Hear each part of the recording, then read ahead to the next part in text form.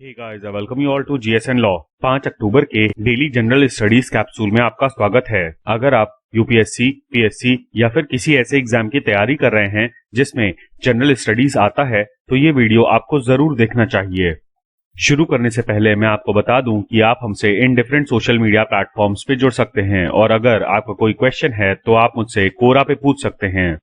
बात करें आज के टॉपिक्स की तो सैटरडे और संडे को हमारा वीडियो नहीं आया था, इसलिए आज हम 3 दिन के ऑब्जर्वेशंस कवर करेंगे। इसमें सबसे पहले है 3 अक्टूबर को मनाया जाने वाला जर्मन यूनिटी डे।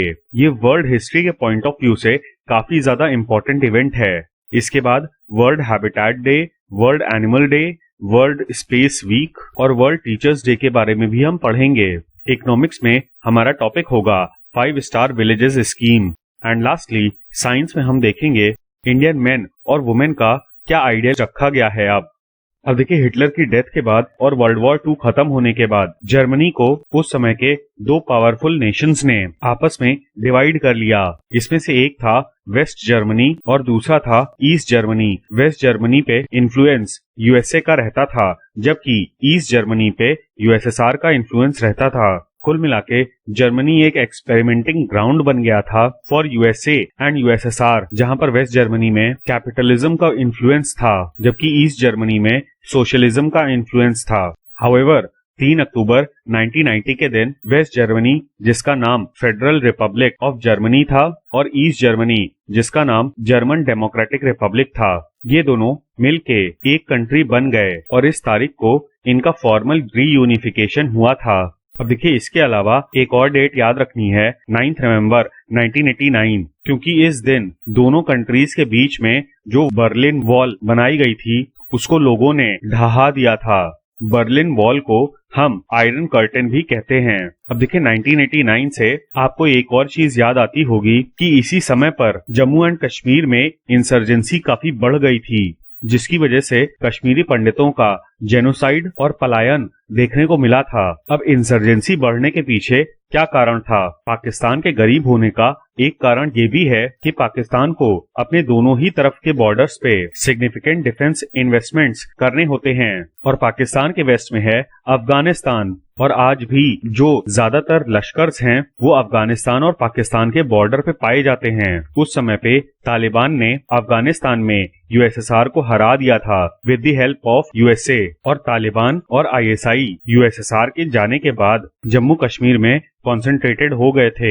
अब इस चीज से आप समझ पाएंगे कि कैसे चेन ऑफ इवेंट्स बनते हैं। जर्मनी में भी यही चीज हुई, क्योंकि यूएसएसआर का इन्फ्लुएंस ईस्ट जर्मनी पे था और 1989 आते आते यूएसएसआर यूएस के सामने काफी ज्यादा कमजोर हो गया था। इसी वजह से ईस्ट जर्मनी पे भी उसका इन्फ्लुएंस कम हो गया and as a result USA के द्वारा जो डेमोक्रेसी वेस्ट जर्मनी में एस्टैब्लिश की गई थी उसी को ईस्ट जर्मनी के लोगों ने भी अपना लिया and Germany became one nation.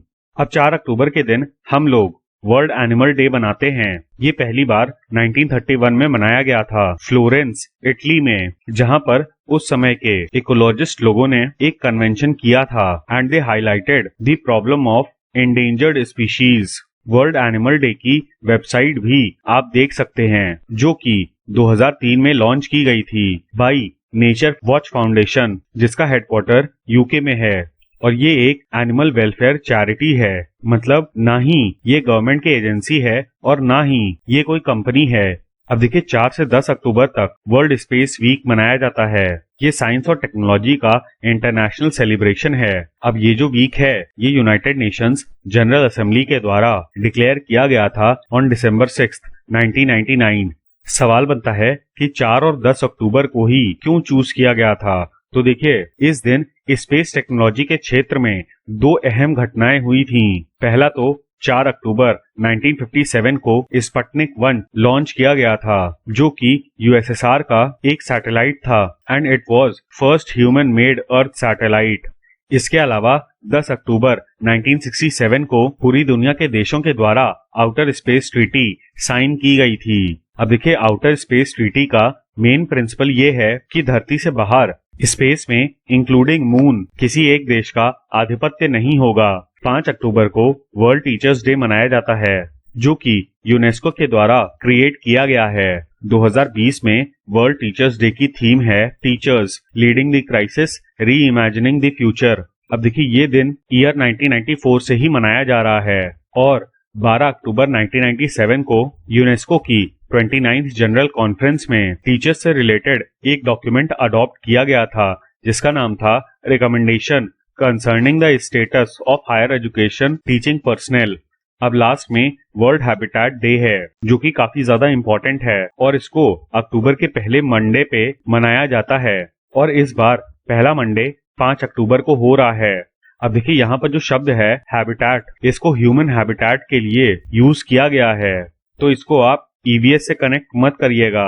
ये दिन यूनाइटेड नेशंस के द्वारा रिकॉग्नाइज्ड है। अब देखिए वर्ल्ड हैबिटेट डे के दिन दुनिया की जो भी सिटीज और टाउन्स हैं उनके ओवरऑल डेवलपमेंट पे इवैल्यूएशन किया जाता है और साथ ही साथ ये देखा जाता है कि क्या इन शहरों में जो भी लोग रह रहे हैं उनके पास basic right of adequate shelter है।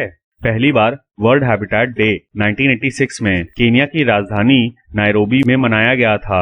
2020 के वर्ल्ड हैबिटेट डे की थीम है housing for all a better urban future. बात करें 5 स्टार विलेजेस स्कीम की, तो ये डिपार्टमेंट ऑफ पोस्ट के द्वारा लॉन्च की गई एक स्कीम है जिसके तहत पब्लिक अवेयरनेस के क्षेत्र में जो भी गैप्स हैं उनको फिल किया जाएगा। About various schemes launched by the government, mainly यहाँ पर बहुत ही दूर दराज इलाकों तक गवर्नमेंट का पहुँचने का पर्पस है और इसीलिए यहाँ पर वो स्कीम्स रखी गई हैं जो पोस्ट ऑफिसेस के थ्रू इम्प्लीमेंट की जा सकती है। अब देखिए इस स्कीम के फीचर्स की बात करें तो सबसे पहले तो विलेज लेवल पे जो प्रोडक्ट्स और सर्विसेज हैं पोस्टल डिपार्टमेंट के उनको मार्केट किया जाएगा। अब जो पोस्टल डिपार्टमेंट की खुद की स्कीम्स हैं उनको हम कभी और कवर करेंगे, बट एज अ स्टूडेंट आप भी इंडिया पोस्ट के जो भी प्रोडक्ट्स हैं उनका लाभ उठा सकते हैं। इसमें से सबसे फेमस है एनएससी, जिसको हम नेशनल सेविंग सर्टिफिकेट के नाम से जानते हैं, और इसके अलावा जो भी बैंकिंग सर्विसेज हैं वो भी इंडिया पोस्ट के द्वारा प्रोवाइड की जाती हैं। अब देखिए इस स्कीम के अंतर्गत जो ब्रांच ऑफिसेज हैं उन्हीं को वन स्टॉप शॉप बनाया जाएगा, मतलब कि जितने भी प्रोडक्ट्स एंड सर्विसेज हैं वो सब ब्रांच ऑफिसेज पे मिलेंगे। अब देखिए ये स्कीम मेनली 3 कंपोनेंट्स पे काम करेगी। एक तो प्रोडक्ट्स एंड सर्विसेज की अवेलेबिलिटी, सेकेंडली उसकी पब्लिसिटी और थर्डली उसकी मार्केटिंग। अब देखिए जैसा कि मैंने आपको बताया कि इंडिया पोस्ट के अंतर्गत जो भी बैंकिंग सर्विसेज आती हैं वो सब कुछ इसमें कवर होंगी। सेकेंडली जो सुकन्या समृद्धि अकाउंट्स होंगे वो भी यहीं से मैनेज किए जा सकते हैं। साथ ही इंडिया पोस्ट पेमेंट्स बैंक आप अपने इंडिया पोस्ट के सेविंग अकाउंट से लिंक करा सकते हैं। इसके अलावा जो भी इंश्योरेंस पॉलिसीज सरकार के द्वारा फ्लोट की गई हैं उन सब का भी लाभ आप यहीं से उठा सकते हैं, जिसमें सुरक्षा बीमा योजना और जीवन ज्योति बीमा भी शामिल हैं। अब इन्हीं 5 पॉइंट्स के बेसिस पर विलेजेस की रैंकिंग की जाएगी और ऐसे ही 4 स्कीम्स को यूनिवर्सल कवरेज देने पर विलेज को 4 स्टार स्टेटस दिया जाएगा and accordingly 3 star status and so on. अब देखिए फिलहाल के लिए ये स्कीम महाराष्ट्र में ट्रायल बेसिस या फिर पायलट बेसिस पे चलाई जाएगी, जिसमें 50 विलेजेस कवर होंगे इन दी प्रेजेंट फिस्कल ईयर, यानी कि 2020 एंड 21।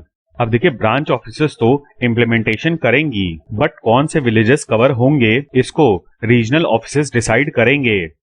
इसके अलावा स्कीम के इम्प्लीमेंटेशन के लिए 5 ग्रामीण डाक सेवक्स की एक टीम बनाई जाएगी फॉर अ पर्टिकुलर विलेज, और यही लोग इन सारी स्कीम्स का मार्केटिंग करेंगे। ये जो टीम होगी ये ब्रांच पोस्ट मास्टर के अंडर में आएगी। साथ ही साथ डिविजनल हेड, असिस्टेंट सुपरिटेंडेंट और इंस्पेक्टर रिलेटेड टू पोस्ट्स ये इस टीम की मॉनिटरिंग करेंगे। अब जो ग्रामीण डाक सेवक के टीम के द्वारा मार्केटिंग की जाएगी वो door to door awareness campaign से की जाएगी।